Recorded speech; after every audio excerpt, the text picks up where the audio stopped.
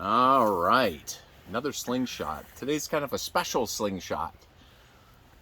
Chelsea and I are going to, it's about a year since we've been hanging out together and being in our relatingship rather than a relationship. And we're just going to share with you what we've learned, the process, and really this has to do with Paradigm B. It's relating is so Paradigm B versus Paradigm A, where there's so many predigestions on people's relationships, like, being a good boyfriend, being good, whatever role. Instead of playing roles, we are interacting like humans. And yes, there are differences between her being a woman and me being a man, but we don't use those constructed roles ideas as ideas, constructs that we have to interact with each other in this manner or that manner. Right. So we'll have a lot more to share with you in this video than probably, it's nice that we were able to kind of give you guys feedback along our path and kind of how we get through things and working through things. And we're going to talk a little bit about that, but this time might not be in the specifics as we did before. But in general, for people who are looking, and I know there are a lot of people that are looking to be in relationship, and this is an intimate relationship, but there's all kinds of relationships. But there's a sense, there's this yearning for a bigger connection to things than what you're supposed to be and what you're supposed to do versus showing up to relate in the biggest ways and the most beautiful ways that we can possibly relate with each other. Mm-hmm. So I don't know if you want to start or you want me to start. Well, why don't you go ahead and start? All right, I will go ahead and start. So I'll come back and just say that, kind of reiterating that where I came in a year ago and before that was the things that I knew were that I definitely had patterns in relationships and dating. And there was always this, I was always the guy that wanted to be in a relationship. I never felt like I was monogamous. And I tried to put myself, I tried over the years to even try to be, just feel into the idea of being in open relationships, being in poly relationships, and seeing if I could feel into that, to see if that made any sense to me. Is that something that would work for me? And that, for probably the last 3 to 4 years, I processed a lot of that. Before, I was pretty much on automatic. I was just always trying to accumulate or to bring into my world what I thought I wanted, which was a monogamous long-term relationship. I had let the idea of the soulmate, but that's really, there was that idea, kind of let go of the term soulmate, but the idea was to be in relationship with somebody I could be honest with, that, all the beautiful things that happen in relationship, and I wanted those kind of things.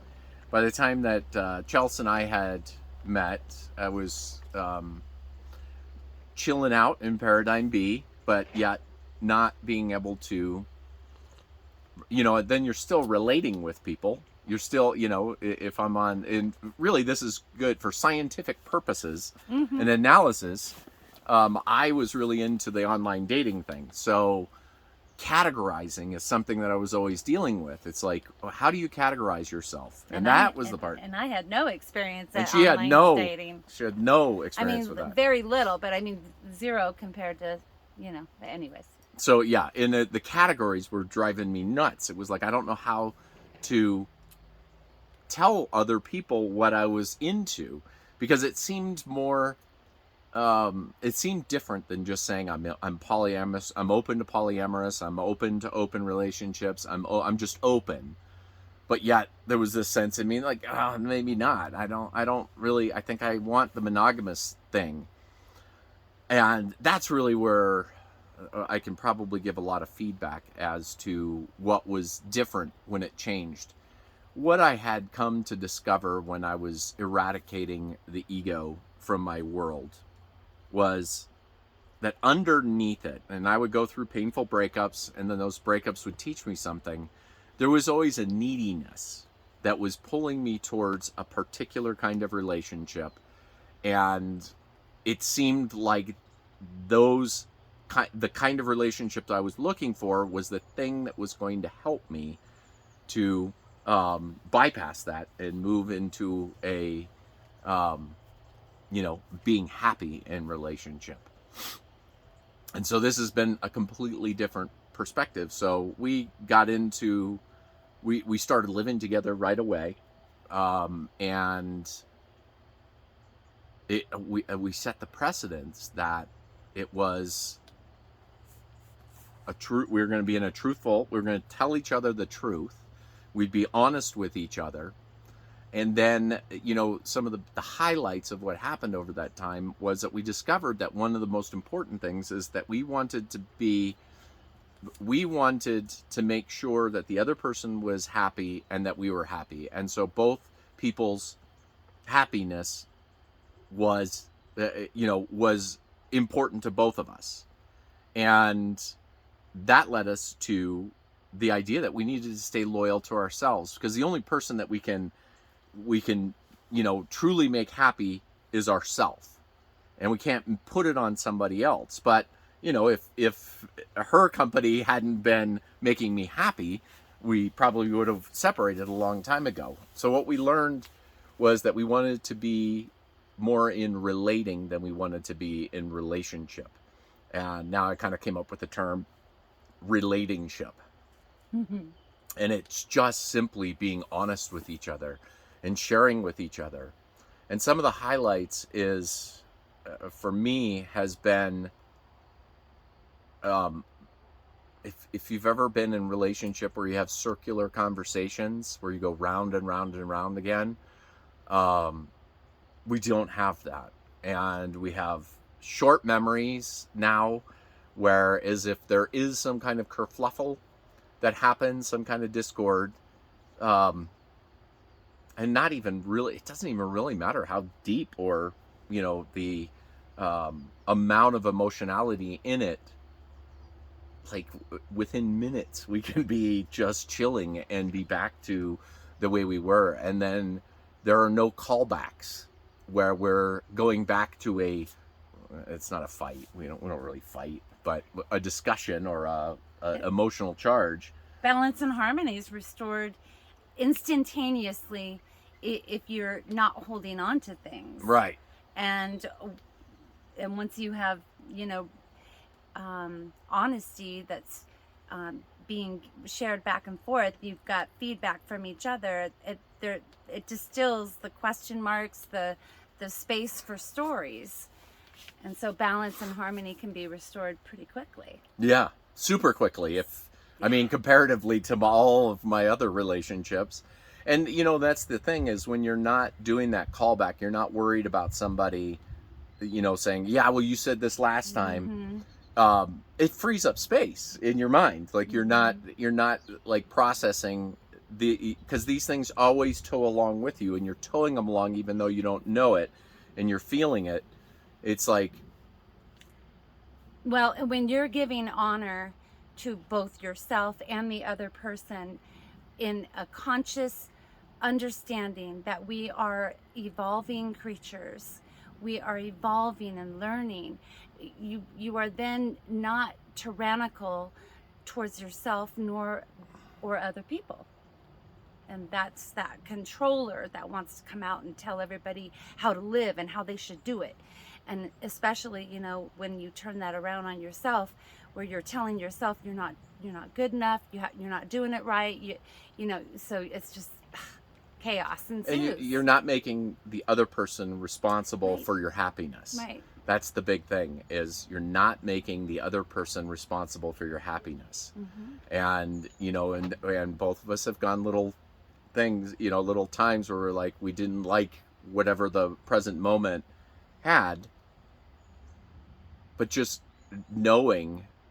having that knowing and having that foundation that other person's not responsible for my happiness. Now, there's nothing wrong with giving feedback to say, Like you'd like something to be a little bit different, or could you possibly turn around when you want to have a conversation.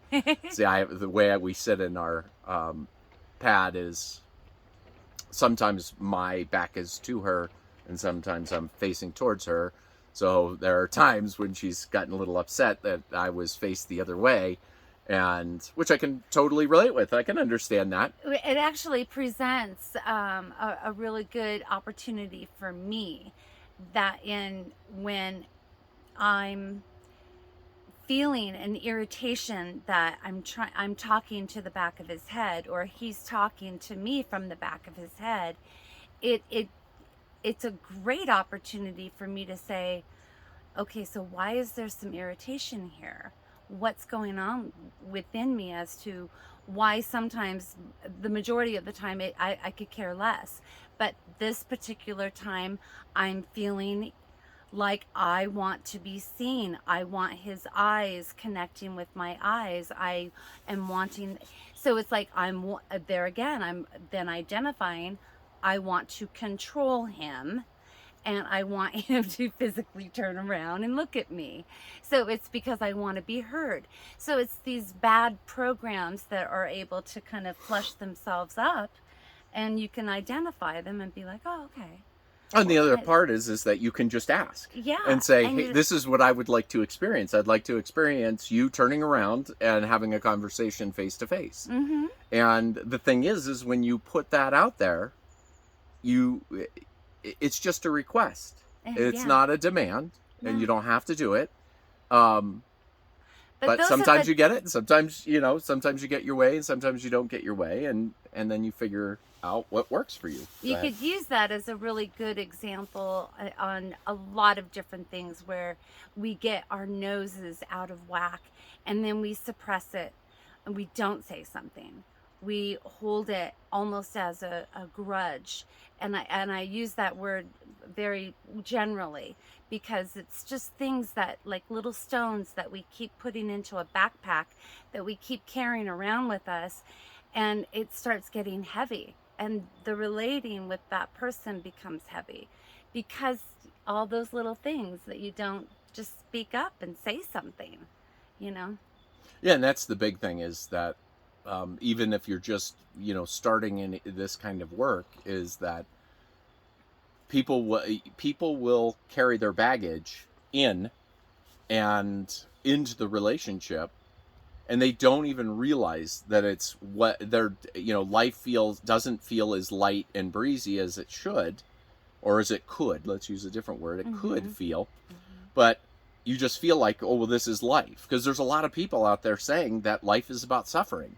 Life sucks. Well, there's another way. Well, there's a way to say that, and say that it really is how you deal with discomfort. Because the thing is that once you understand that emotional charges are aspects of self-discovery, you get addicted to, or not addicted to, but you have a lot of optimism and excitement, actually. Like sometimes, and it sounds weird, but when you're emotionally charged, you can be like, oh, like, I'm going to learn something. Like something cool is coming from this. And it's so funny, on the latency from when we first started, like last fall, to now, is like, it's astonishing. On, we could go hours, maybe even a night of Discord, and now it's like, like we just had something the other day, and but you got upset about the way I woke up, and I think it was me sitting the wrong way, and I had in my mind this pre-digested idea. Oh, that's right. Of how I wanted my morning to go, and it started off with a hike, but we woke up and there was adjustments, and James did not feel very good. He ended up being very sick, or just kind of checked out for that day. Yeah, I didn't even know. Like, so I woke up just numb, like a nummy mind, where you're just like, you wake up and you're just groggy and whatever else, and And Chelsea had it. She had the day set out, and she was rightfully. It wasn't out of because I had actually said, it was the night we had discussed going out. But there was Nothing's other. set But in there was stone. but there was a little bit of a. There was it was under certain pretense or something like that. I think I had said something. Understanding differently from Right, your and so it doesn't matter down to the specifics, but the idea was that there was some rightness in the story that she was telling herself, but the minute that she realized, oh, I'm doing this, and I'm sucking my own happiness away. I mean, she went and just instantly just brought me back into balance and harmony, though, once I recognized that that I was the one that was holding on to an idea of certain things going in a certain plan or laid out. And this is sometimes what we all get really hung up on, having things go in the way that we think it's supposed to go. The plan is supposed to happen. Yeah, and so, but it ended up being a lovely day. It was just a checkout day for me. It was just a weird, barely any cognition all day long. It was just like the universe said, okay, you just need to chill for a day. Time out. It's time for a timeout. And then Chelsea went on, and she was actually very nurturing and made my discomfort feel much more comfortable. And so it really is. It's an amazing process, and it's so funny to look at all the things that we're learning from this. Everything is so basic to relating as human beings rather than the roles that we play, and whether you're what you're supposed to be as a woman and what you're supposed to be as a man. And the thing is that yes, there could be differences, but does it take a collective getting together and pre-digesting that and then making up rules for what you're supposed to do as a man, what you're supposed to do as a woman, instead of just two human beings saying, let's act this way or let's not act this way, and just relate. And it's very simple minded in that it's all about just being honest with each other, even better, being sincere with each other. And the idea was, another idea is giving good feedback. And the thing is when you give good feedback and receive good feedback, some of the things that come out of other people's mouths might not be what you want to hear. They might not be, I don't know why I did the quotes there, but I did them. They might not be what you want. So it's also a practice of accepting the truth of another. And when you say, and it's there's some premises around this of just being curious about how another person's mind works. It's it's not knowing just the persona of who you think you are, but it's also really getting into, this is how my mind works. And I'd like to chime in on that with understanding more about how James's mind works and my own mind works. I mean, this kind of stuff comes out when you're then realizing how much you're hanging on to an identity or an aspect of your own identity. And I know that that's popped out a lot for me as far as when you when it's something where you're getting feedback that maybe is you're oh, there's okay, do I really want to hear this? But you're yes, I do want to hear this. It starts becoming more open and less of a and anticipation, or what's the word I'm looking for? Anxiety to get that feedback. And eventually, that's what I have noticed over the course of the year, is that I no longer have anxiety with any kind of feedback because I don't hold on to my identity as tightly as I once used to. And the anxiety seemed to match the identity attachment. And so that's what I've noticed less and less. And so that's why I wanted to chime in on that point. Yeah, that's lovely. Yeah, very good. And feedback, and it just is, you understand and know a person much better. Um, you understand the world better. Your subjective experience. So that's another way to say it. And I'm working on a video I'm excited to put out. But I think I can relate it a little bit in this video. We're all having subjective experiences, meaning that we subjectively see the world from the perspective that we're experiencing it. So I'm in this body, whatever that is, and then the folks are married. Yes, I did get married once. The people that I was raised around, the city I lived in, those are all parts of the little subjective experience of what it is to live James's life. And so think of like the dots is what I'm going to use. So think of just gazillion dots, and those represent every single subjective experience that you could possibly see in the world. That would be like omniscience, where somebody could see all of those experiences. Obviously, we don't have the bandwidth in our mind to be able to experience all of that, but I'm going to experience everything that I possibly can. But things like trauma, pre-digesting what I think I want, and then I go out in the world and I try to get those kind of things, and I go, okay, wait, that isn't what I wanted.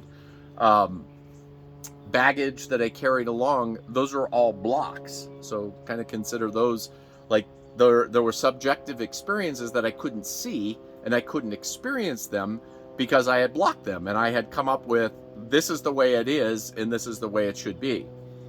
And paradigm B is about getting rid of all the blocks.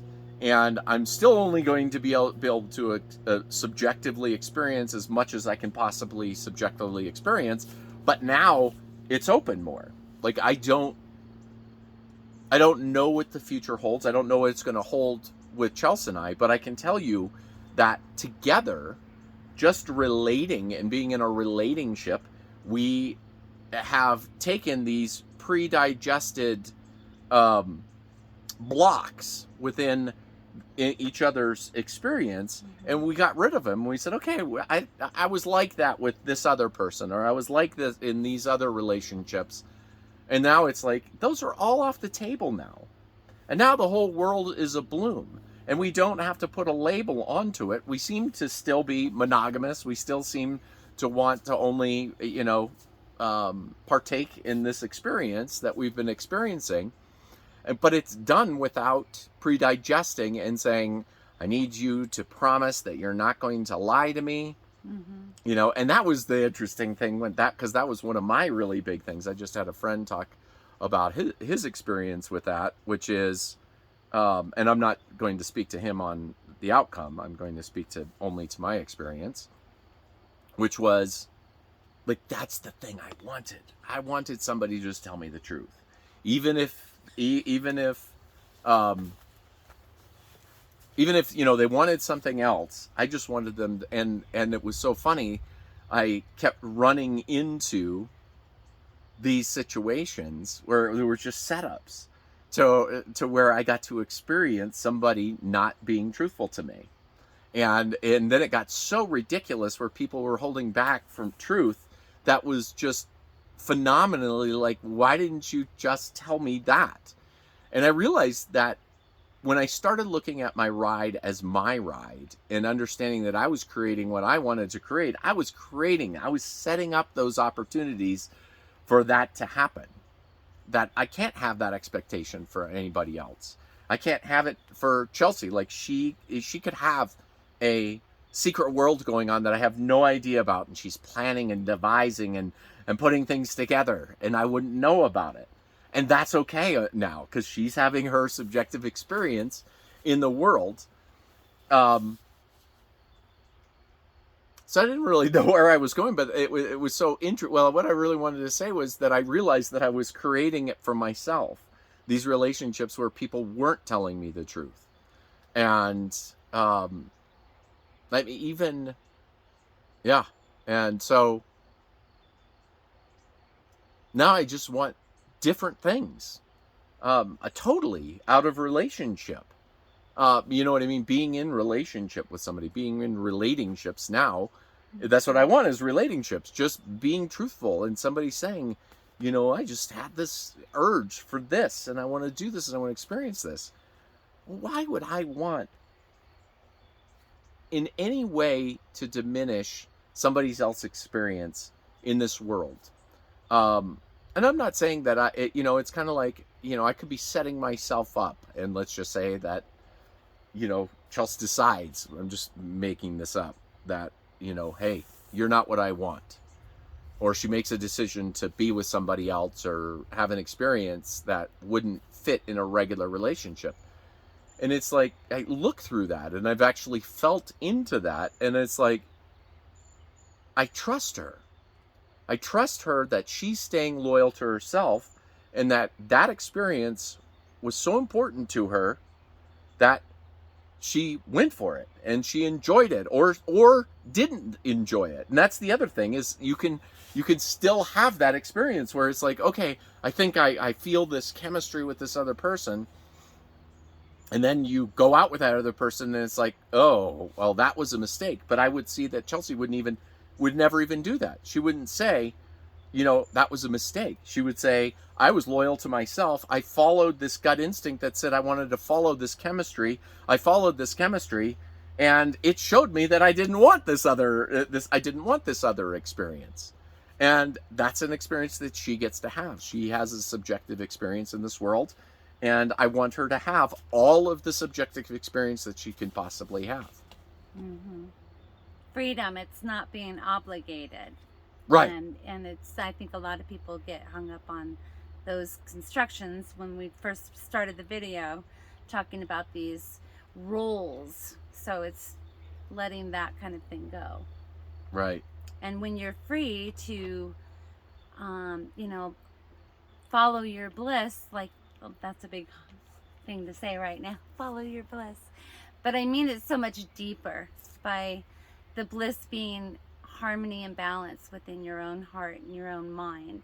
You're not in conflict with your own actions and your own thoughts, and then how you're relating to other people around you. There's that balance and harmony that flows through you in all directions, in all ways. Doesn't get you in trouble that way too, as far as being in battle with yourself, which is what I like to call the transgression. So I wanted to share, like, where you are now. You might be watching this video and hearing these ideas and you're just like, yeah, but I can't do this. Like, that's too big. That's like, you know, I need this. I need this security and I need this and whatever else. And what just occurred to me a moment ago was a time when I knew I wanted this kind of experience, but I wasn't ready for it. And I was dating a person, and this was quite a few years ago. And I remember having this, it didn't seem like a dream, it was more like a vision. And it was this is how I want to feel. And I was dating somebody that I was really serious about and very attracted to, and I remember we were, like, in the vision, we were sitting out at a resort somewhere, and we were sitting on we were out sunning ourselves. So she's in her bikini, I'm in my swim trunks, and we're having a really nice time. Well, she decides she wants to go back to the room and she wants to do something else. And this guy walked over to me and he said, hey man, I don't mean to interrupt. And he said, but I just wanted to ask you, dude, I'm really attracted to the gal that was with here. And I just wanted to know if she's with you. And it was my response to this person, which was, I don't know. You'll have to ask her. And what I knew in that moment is I loved the freedom of giving her the freedom that she gets to choose whether or not she's in relationship with me, in the present moment. So she doesn't need to she doesn't have to be committed to me.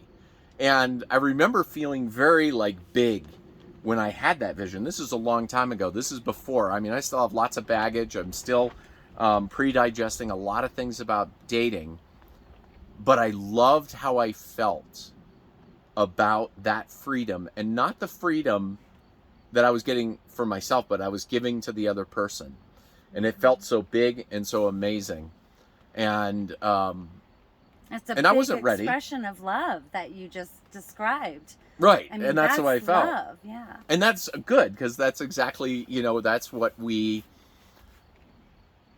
focusing on in our relationship. Chelsea and I are focusing on actual love and not these pre-digested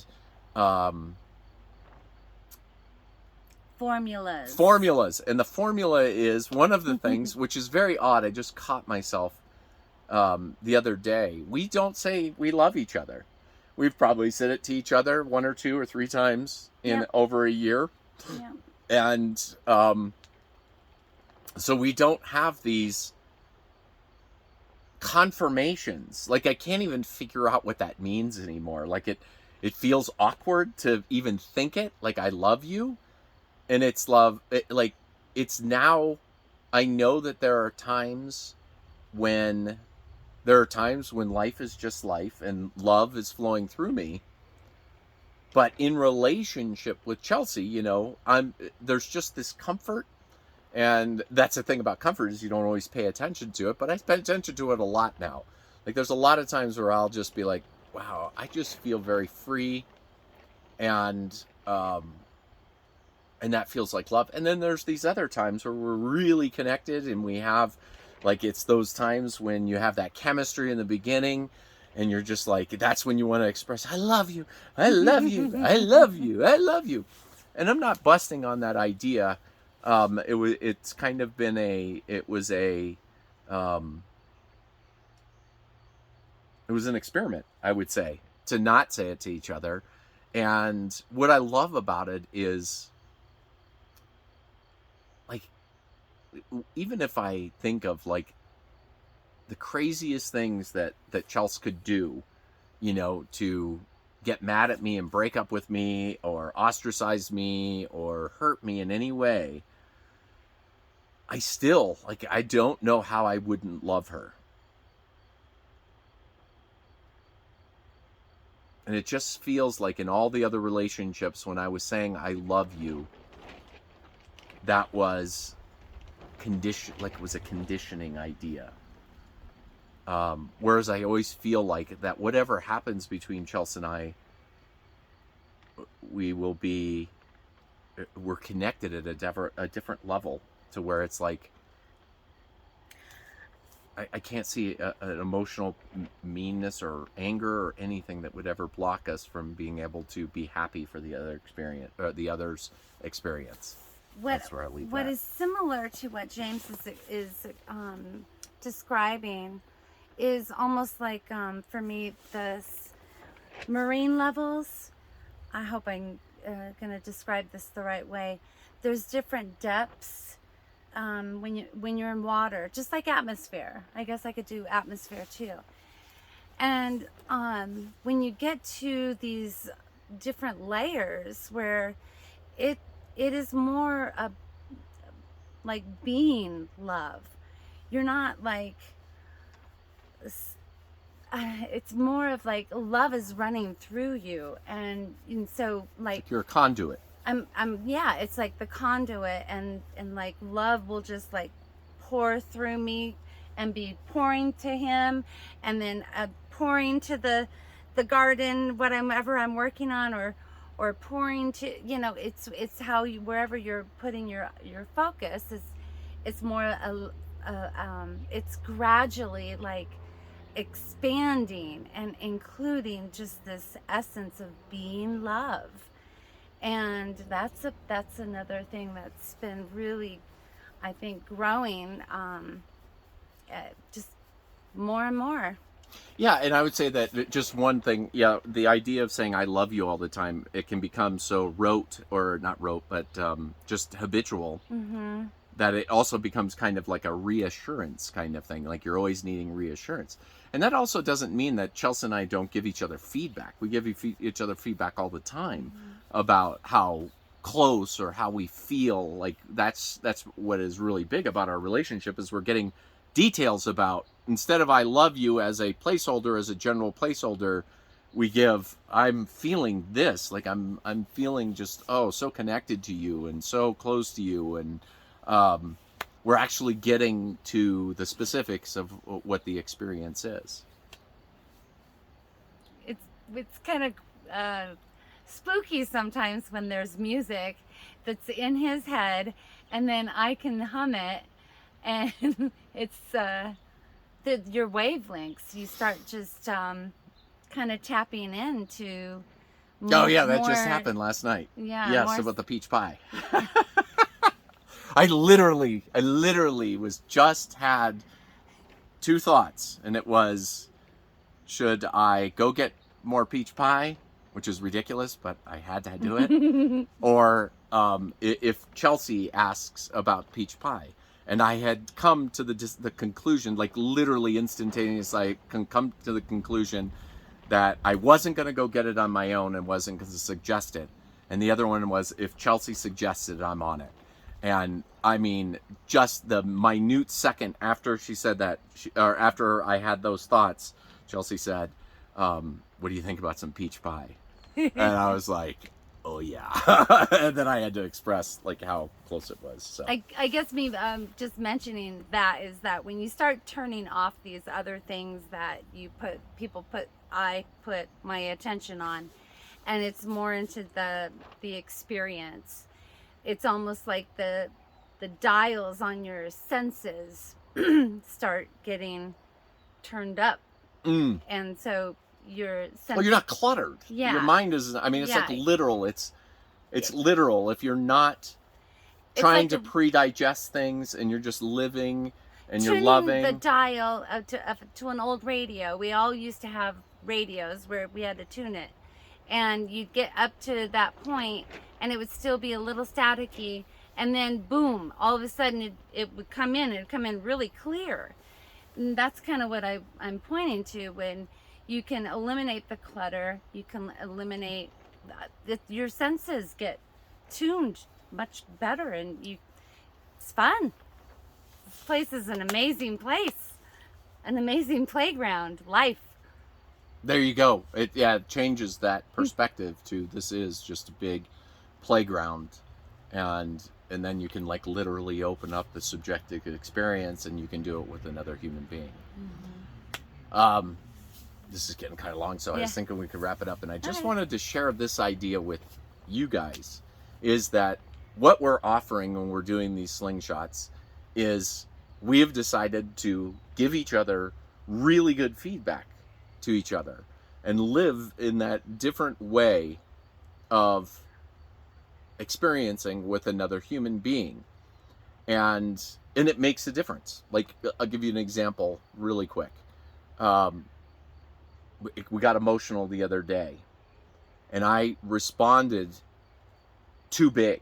Like, I responded too big with it, and Chelsea did not like that response, and she got really upset. And then I realized I did not give her the feedback that was accurate, and I just said, okay. As soon as I realized that, I said, I need to pull that back, and I said, that is not the experience I'm experiencing. I gave her better feedback. And it was amazing, because then we just went on without it, just went on, but we had new information. And that's where you come in. Give us feedback. We're welcome to get feedback as far as what we're saying in these videos, but we're also interested in your relating with the world as well. And if things that we're saying are relating and some things don't relate, give us feedback. We'd love it. You don't have to do it. You don't have to do it in comments in YouTube. You know, it depends on where you're at, but it's easy to find us. And it's not feedback that on like our backdrop or well, you can give us that feedback, sure, but we're really looking for forward the heart stuff. Yeah, we're looking for the heart stuff, and we want to be able to connect. And basically, it's kind of the same thing. We're just opening subjective perspective, and the thing is that Chelsea and I know that we don't have all the answers. We don't see all the subjective experiences. You've had different experiences. Yeah. So if you think that we could relate, or if you don't think we could relate, try it and see. Yeah. Challenge us. Let's get a round table going. That's what this year has been a challenge. So great. All right. All right. We'll Until see you next time. time.